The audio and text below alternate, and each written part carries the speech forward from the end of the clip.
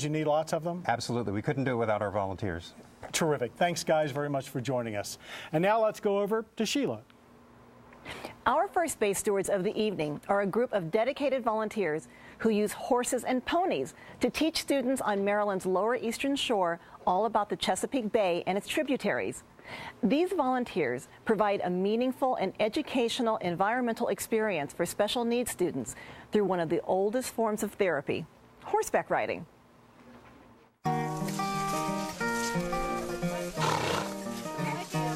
We're here today with the REINS program. REINS, R-E-I-N-S, stands for Riders in the Environment, Improving Native Shorelines.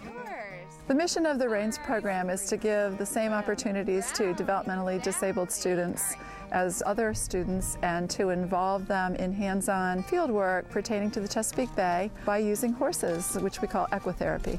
The benefit to the riders of the REINS program is to learn about the physical, chemical, and biological parameters of the bay and their connection to the bay.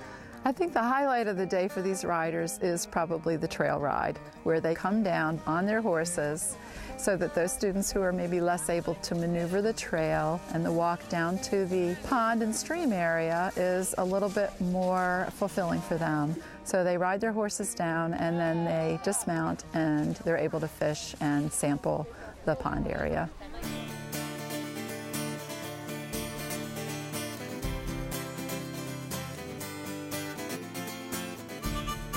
They learn, sometimes for the first time in their lives, to catch fish, and then they move on to seining and dip netting and catching some of the organisms that are part of the food web.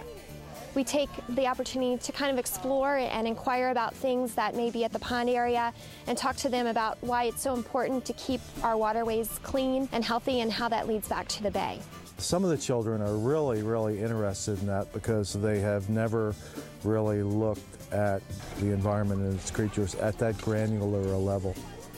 We have a leader here who is working with them on planting shoreline wetlands type plants to stabilize the bank and prevent excess sediment getting into the water. So they're learning a little bit about those plants that are adapted for life here and will help protect the health of the bay.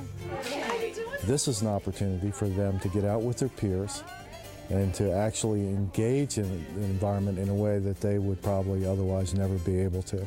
There's actually nothing really out there for special need kids to learn about the bay, and my son really loves it. Thank you, Austin. The volunteer piece of this program is really critical to us because we're working with several students on horseback. We need around 3 to 4 volunteers for each horse, which holds a rider. So when you multiply that out, having our volunteers is really crucial to the success of this program. It's important for me to volunteer because I get lots of opportunities to learn about and ride horses and learn about and do things to help the environment, but people with disabilities don't get as many opportunities. This is a very worthy cause to volunteer, a good way to spend your time. There's so many volunteer projects to choose from that you can always find something that you enjoy. It doesn't have to be a chore or unfun. Working out in the sunshine with students and horses is something that we enjoy doing whenever we can. All right, good job. Now I want to welcome to the studio Leanne Hutchinson from REINS. You saw Leanne in the video.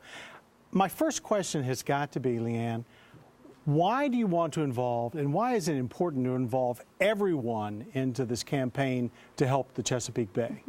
Well, I think we have a lot of scientists. We have many citizens who are involved in being stewards of the Chesapeake Bay. Maybe they're studying the dissolved oxygen, the nitrates, the phosphates, different parameters of the bay. But what I found is that we need to include all citizens in the study of the Chesapeake Bay, and then they will be able to make decisions for themselves and perhaps take some actions to help the bay. Now, when our viewers call in and they want to volunteer with REINS, what kind of jobs will they be doing? Well, we have an immediate need for about 4 volunteers per rider.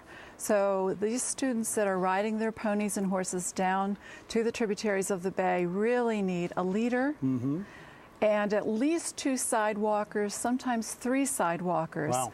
In addition, we do need assistance with caring for the horses, cleaning the tack, preparing the grounds for these activities. Now, you do this program 4 times a year, once a season? Every season. And about how many students are involved? We have about 40 per year now. It sounds like a very worthwhile program, and congratulations, because I know it was your idea. Good luck with it in the future. Thank you. And now let's go over once again to Sheila.